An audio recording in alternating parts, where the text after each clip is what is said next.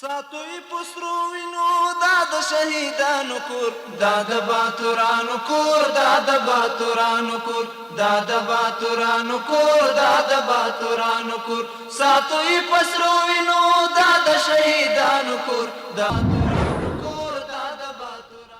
Hello and good evening. Today is Saturday, April 5, 2025. This is Suleiman Talash and you are watching English News Bulletin from RTA News. Let's begin with Maulavi Abdul Salam Hanafi. The administrative deputy of the Prime Minister met with Saif Mohammad Khalfan, the UAE Special Representative for Afghanistan. During the meeting, the UAE Special Representative emphasized the strong relations between the two countries across various fields, stating that these ties symbolize the friendship between the two countries. He also discussed the development of trade relations. The Deputy Prime Minister, Maulavi Abdul Salam Hanafi, noted that the UAE has maintained trade, economic and political relations with Afghanistan as a long-standing friend and expressed hope that the partnership between the two countries would continue to expand and strengthen across different sectors. Maulavi Abdul Kabir, the Minister of Refugees and Repatriations, met with Mohammad Reza Bahrami, the advisor to the Ministry of Foreign Affairs of Iran, and Ali Reza Begdali, the Iranian ambassador to Kabul. During this meeting, the two sides discussed bilateral relations, the situation of Afghan refugees in Iran, and measures to facilitate the return of Afghan refugees to the country. Representatives of the Islamic Republic of Iran have extended an invitation to Maulavi Abdul Kabir, the Minister of Refugees and Repatriations, to visit their country. We have more in this report. Maulavi Abdul Kabir, the Minister of Refugees and Repatriations, met with representatives of Islamic Republic of Iran in Kabul. The spokesperson for the ministry stated that during the meeting, Maulavi Abdul Kabir described the frequent visits of high-ranking Iranian officials to Afghanistan as a sign of positive relations between Kabul and Tehran, and emphasized that the need to further develop and strengthen the ties between the two countries. Maulavi Abdul Kabir stated that Afghanistan and Iran are friendly and neighboring countries with many shared interests. He emphasized the importance of expanding and strengthening the relations between the two countries and added that the repeated visits of high-ranking Iranian officials indicate that Iran seeks positive and friendly relations with Afghanistan. He also requested that more flexibility be applied in the treatment of Afghan refugees. The spokesperson for the ministry also stated that during this meeting, Mohammad Reza Bahrami, the advisor to the Minister of Foreign Affairs of Iran, invited Maulavi Abdul Kabir to visit Iran to discuss the situation of refugees with the country's officials. During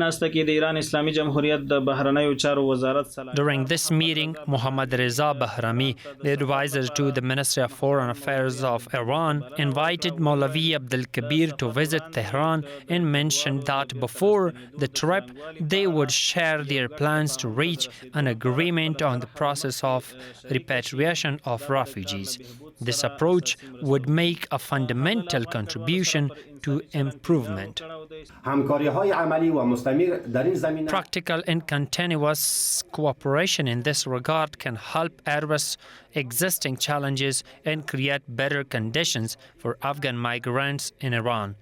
It's essential to develop policies in collaboration with relevant authorities in both countries and international organizations that include legal, social, and economic support for Afghan refugees. According to Iranian officials, currently around 8 million Afghans are living in Iran as migrants, of whom 4 million are without legal residence documents or have expired their stay permits. Foreign Minister Maulavi Amir Khan Muttaqi has traveled to Saudi Arabia.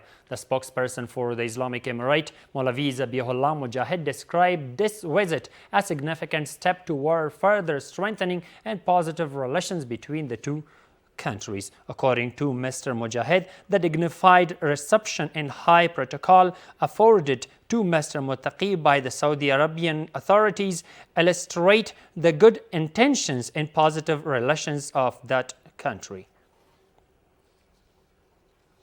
According to Pakistani media reports, the country's Interior Ministry launched a large-scale operation to arrest and deport Afghan refugees throughout Pakistan yesterday. Pakistan's action has forced numerous domestic and foreign reactions, with Khyber Pakhtunkhwa Chief Minister Ali Amin Gandapur saying that no one can forcibly deport Afghan refugees from Khyber Pakhtunkhwa province. On the other hand, the Minister of Refugees and Repatriation says that the ministry is fully prepared for the return and resettlement of returning Afghan refugees. Let's see more in the report. Pakistan has forcibly deported hundreds of thousands of Afghan refugees from the country for the past 3 years, in violation of all international and humanitarian principles. Pakistani media reported that the country's Ministry of Interior Affairs has launched a large-scale operation to arrest and deport Afghan refugees throughout Pakistan yesterday. Afghans who are undocumented, as well as those who hold ICC cards, are detained by the government. They are then taken to a detention center called the holding point, from where they are later transferred back to their country. Authorities need to make efforts to provide land, create a work environment for them, and address the issue of education for their children.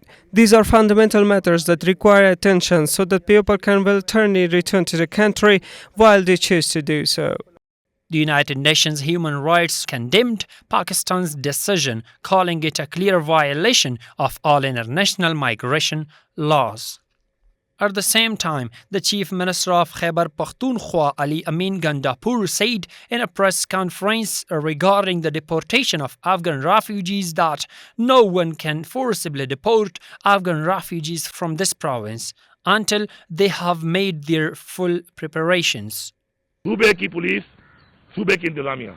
This is the latest message from Khyber Pakhtunkhwa province regarding Afghan refugees. The provincial police and other citizens cannot start the process of forcibly deporting Afghan refugees until they have made their decision and preparations. No one can tell them anything until they are provided with a place to go, food and shelter, and they will return to Afghanistan with dignity of their own free will. On the other hand, the Ministry of Refugees and Repatriation says that today the Nangarhar Provincial Directorate of Refugees and Repatriations held an emergency meeting to ensure the smooth arrival of refugees returning from Pakistan through Torkham and to provide them with the necessary facilities. It has asked all charitable and aid organizations to pay special attention to the new returnees in every aspect. Services are being provided to them in every section, and the distribution of land for housing has already begun. Additionally, various committees have been formed to create job opportunities, and last year, approximately 35,000 people were provided with employment opportunities.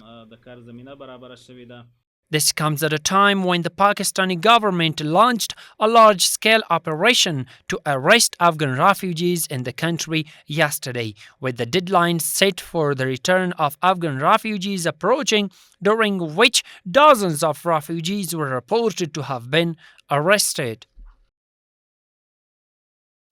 Andrew Fedorov, Russian Consul General in Karachi, met with Maulavi Said Abdul Jabbar Takhari, the Consul General of the Islamic Emirate in Karachi. The Afghan consulate in Karachi says that the strengthening of relations between Afghanistan and Russia and related issues were discussed in this meeting. In the past 24 hours, 10 refugee families have returned to the country through the Silk Road in Nimroz province, bringing the total number of 46 individuals. In addition, 9 of these families, consisting of 42 refugees, have been settled in a temporary refugee camp, and basic living facilities have been provided to them, and 433 single travelers have returned to the country in the past 24 hours and have been identified by several organizations for assistance. It's worth mentioning that various committees have assisted the returned families in the form of food, cash, assistance, and health services. And the final one is that based on the decree of the leader of the Islamic Emirate, a budget was approved to purchase 20 acres of land for the Nuristan Institute of Higher Education. The Ministry of Higher Education says that the Nuristan Institute of Higher Education was facing problems due to the lack of a suitable place for its teaching and administrative affairs. That's all for tonight. Thank you so much for being with us. Have a good night. شهیدانو کور دا د باتورانو کور دا د باتورانو کور دا د باتورانو کور دا د باتورانو کور ساتوي پسرو وینو دا د شهیدانو کور دا